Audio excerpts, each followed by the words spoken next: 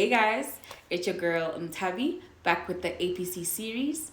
And if you're new to my channel, don't forget to like, leave comments and subscribe to the channel. Show your girl some love. So in today's video, I'm going to cover tips that really helped me, and it's something that I wish someone had told me before I wrote assessments, especially like the second assessment, third assessment, and the supplementary, because I did mention that I was on the APT board course. So I'll be taking you through tips that helped me for pre-release period, exam day, as well as the gap between when you're done, with the case studies and then leading up to the APC exam, right? Like what to do in that period. So if you have any questions after the video, just leave comments in the comment section, and I'll be sure to respond to you. If you want me to cover content that you are not familiar with or trying to understand, leave comments in the comment section and your girl will answer you. So now we are on the exam day now. We have the information of the day and we have to read it. So the first tip that I can give you is the highlighters thing again, because remember in the pre-release I explained that the highlighters meant something, and for me I took a long time to read information of the day. I'm a slow reader and I battled with fast reading, but then I realized that it's not about the number of times you read a case study, it's about the quality of your read. Because now if you are rushing and you're not understanding what you are reading, you will never grasp and you'll never understand what they are asking you. Then you will realize how they're asking you about Cape Town when you're going to Cairo, and go bed. Next thing we are at an LC because you didn't really grasp what they triggered. You didn't really grasp what is required. So it's very important to read to understand. Doesn't matter how many times you have to read it, as long as you read to understand. So on my first read, I remember in the December 2023 paper, I literally took an hour 30 minutes, and I was even panicking. But then I only read the case study once. I didn't go back to read it the second time. And I knew that if I read for an hour 30 minutes and I understood what I'm reading, it is going to help me, because in the time I always allocated for reading, it was just an hour, and that case study was so long, so I was already stressing, I'm not going to finish, it's too long or whatever. But what helped me is that the first read, I read to understand. I read with intention. So I highlighted same thing when I was reading. Yellow is just general information. Orange is something I need to spit back into the case study. It's something that I need to highlight in my answering. So orange was key information. And then when I highlighted in green, I knew that this is what they want me to answer. This is what they want in their response. So if I saw green, I would highlighting green, and then I'll write 1. So I'll write required 1, then the next green would be required 2. So when I came back to answer, I knew I need to look at green to see what I need to answer.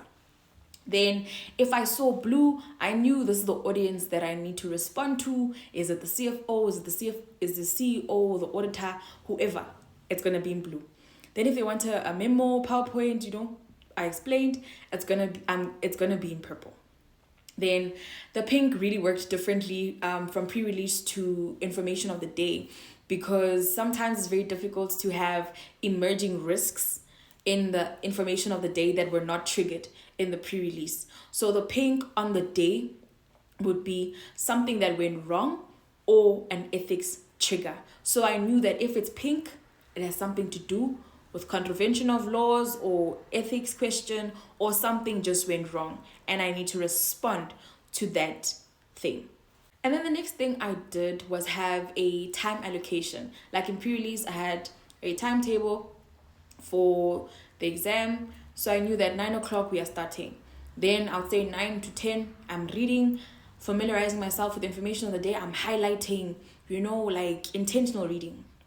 Then I'll dedicate 5 minutes to pray when I'm done.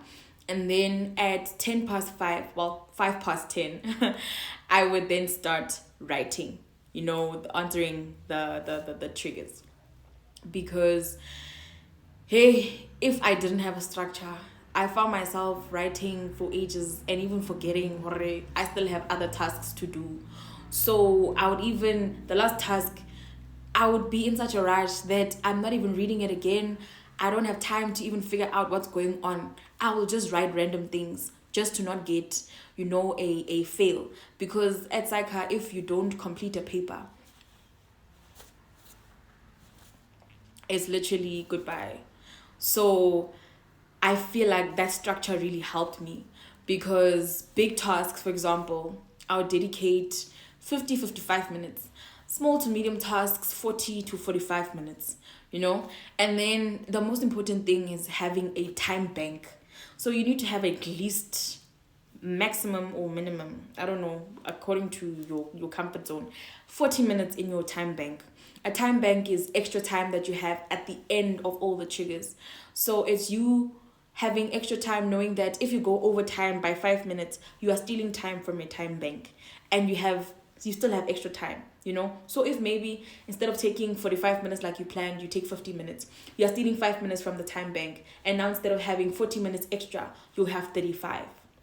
So that was really helpful, because by the time it says 5 o'clock, you are literally done with everything. You have checked all your emails, if the structure is fine, if the audience is fine, if the format is fine, if your spelling is fine. Because remember, now you're a CA. You can't be having grammatical errors, and being a my name it's person, you can't do that, right? So you have to come back and review your work. And sometimes we don't even have time to do that. Yet you would wait for that timer on the e-writing thing to say time up and just lock you out of, the e-writing. So I feel like that structure keeps you disciplined and also helps you to move on. Because if you didn't finish a task, mark it and say, come back, right? But you're not going to come back when you still have ample things to complete. No, rather steal time from the time bank and then come back if maybe you haven't you haven't concluded on that. So don't come back when you still have other things to add. No, come back when you have to conclude on the matter. But yeah, stealing time is very important. How you arrange that is personally up to you and what you are comfortable with. Then the thing that was literally a game changer for me, I printed a template, right? I called it Game Day Template.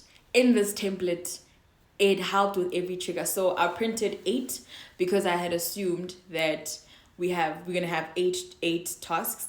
But if it was 9, I printed 9 just in case. But on this template, right, you would have the audience, then you'll have the format. So your audience will be, let's say, Charlie, the CFO. Then your format, I'll write there a report. And then the structure of the answer. So in that template, I'll have the introduction, and then at the end, I'll have the conclusion, and then lines in between. So as I'm reading the information of the day, the things that are highlighted in green that I'm required to respond to, I'll add into that structure. That, okay, after introduction, I am answering the ethics question in this document. Then I'm answering the required number 2. Then I'm answering required number 3. Right? So that when I come back to answering this task, I take my sheet for that task and I look at it like, okay, what do they want me to do? And then I'll keep track, like literally as I'm typing that email, I will tick, okay, introduction is done. Required number 1 is done.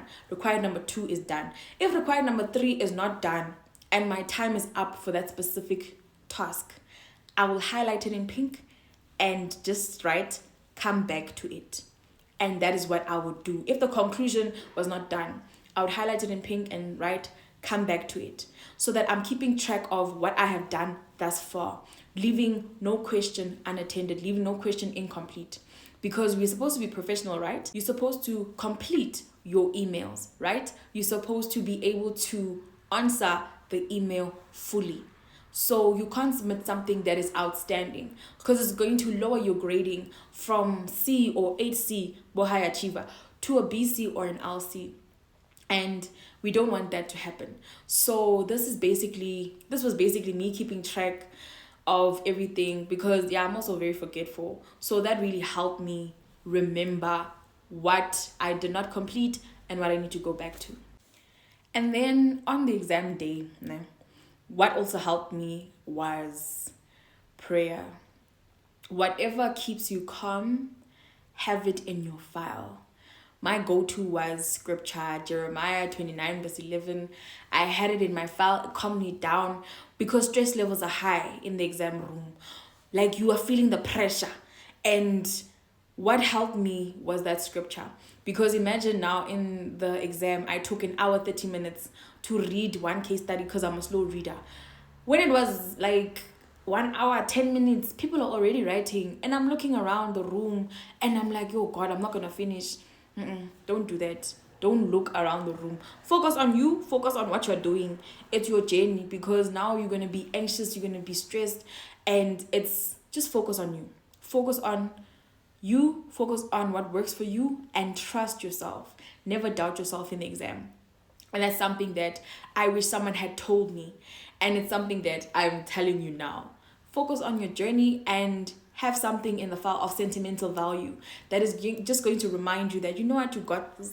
If it's your degree, your CTA or whatever, and that motivates you, to finish, then include that in your file. If it's a letter you wrote to yourself, like when you were 16 or whatever, include that in the file so that you can read it and say, hey, I'm watching you, I'm rooting for you, girl, I'm rooting for you, guy. Like, have that thing that is just going to motivate you and just be, your reminder of you need to cross the finish line. That really helped, honestly. So that concludes the part 2 of information of the day tips. If you have any questions or any remarks regarding what was mentioned in the video, or you need clarity, just leave the questions or comments in the comment section, and I'll just answer you and get back to you, because I am your APC buddy and I'm honestly just trying to help you and give you information that I wish someone had told me. But yeah, that concludes the information of the day series part 2.